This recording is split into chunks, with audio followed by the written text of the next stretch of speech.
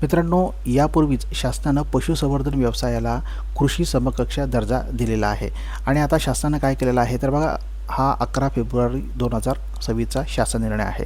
यामध्ये शासनाने काय म्हटलेलं आहे तर पशुसंवर्धन व्यवसायास कृषी समकक्ष दर्जा लागू केल्याने पशुपालकांना खेळत्या भागभांडवलावरील व्याजदरात 4% सवलत देण्याबाबतचा हा शासन निर्णय आहे.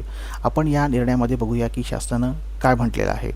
प्रस्तावनामध्ये शासनाने काय म्हटलेलं आहे शासनाने काय म्हटलेलं आहे तर पशुपालकांना भेडसावणाऱ्या कृषी वीज दराच्या तुलनेत जास्त वीज दर, सोलर एनर्जीसाठी अनुदानाचा अभाव, ग्रामपंचायत कर, शेती कर्जाचा व्याजदराच्या तुलनेत अधिक व्याजदराची आकारणी या अडचणींचे निराकरण करण्यास पशुपालन व्यवसायाकडे लोकांचा कल वाढवून पशुजन्य उत्पादनांमध्ये वाढ होईल. व्यावसायिक नफ्यात वाढ तसेच स्पर्धात्मक वातावरण यामुळे पशुजन्य उत्पादित बाबीस मूल्यवर्धन साखळीत निर्मिती, शेतीप्रमाणे गट पद्धतीने पशुसंवर्धन, आधुनिक तंत्रज्ञानाचा अवलंब यासारख्या बाबींमध्ये आपोआप वाढ होईल. ही बाब शासनाच्या विचारात होते आणि त्यासाठी शासनाने मंत्रिमंडळाने काय केलेला आहे, हा निर्णय घेतलेला आहे. तर आता शासनाने यामध्ये काय निर्णय घेतलेला आहे ते आपण बघूया.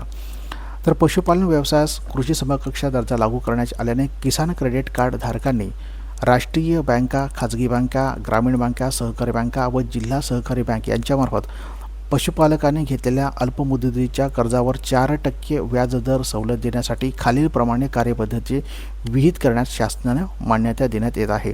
तर शासनाने काय केलेलं आहे, शासनाने काय निर्णय घेतलेला आहे तर पशुपालक व्यावसायिक धारकांना काय केलेलं आहे त्यांनी तर 4% दरानं काय आहे व्याजदराची सवलत देण्यात आलेली आहे. आता यासाठी पात्रता त्यांनी निश्चित केलेलं आहे. तर पात्रता काय त्यांनी दिलेलं आहे तर प्रकल्प धारकाने केंद्र, राज्य शासन, जिल्हा परिषदेच्या कोणत्याही अनुदान योजनेचा लाभ घेतलेला नसावा. दुसरं त्याने काय म्हटलेलं आहे तर पशुपालन प्रकल्पामधील सर्व पशुधनाची NDLM भारत पशुधन पोर्टलवर काय आहे ते नोंदणी केलेली आवश्यक आहे. याशिवाय व्याजदर परतावा सवलत पुढीलप्रमाणे कमाल पशुधन संख्या असलेल्या पशुपालकांनाच अनुज्ञेय राहील. तर कोणासाठी असणार आहे तर बघा, 25,000 मासल कुक्कुट पक्षी, 50,000 किंवा त्यापेक्षा अंडी उत्पादक कुक्कुट पक्षी. दुसरं त्याने दिलेलं आहे 45,000 किंवा त्यापेक्षा कमी उत्पादनाच्या हॅचरी युनिट.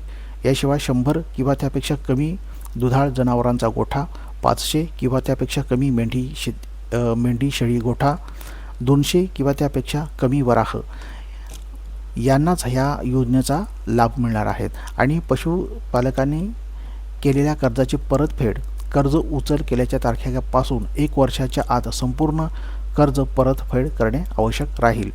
सदर योजनेच्या निकषाप्रमाणे तसेच त्यामध्ये वेळोवेळी होणाऱ्या बदलास अनुसरण आवश्यक त्या बाबींची पूर्तता करणे लाभार्थ्यास बंधनकारक असणार आहे. 4% व्याजदर सवलत योजनेची अंमलबजावणी करताना येणाऱ्या अडचणी सोडवण्याकरता जिल्हा उपनिबंधक, सहाय्यक निबंधक यांच्याशी समन्वय साधून जिल्ह्यातील पशुपालकांनी अल्पमुदतीचे कर्ज उपलब्ध करून देण्यासाठी उपायुक्त, पशुसंवर्धन, दुग्ध व्यवसाय संबंधित जिल्हा हे समन्वयक म्हणून काम पाहतील. म्हणजेच यांच्यावर ही जबाबदारी सोपवण्यात आलेली आहे. शासनाचा GR खाली मी डिस्क्रिप्शनमध्ये टाकत आहे, तिथून जाऊन तुम्ही हा डाउनलोड करून तुम्ही हा निर्णय पाहू शकता.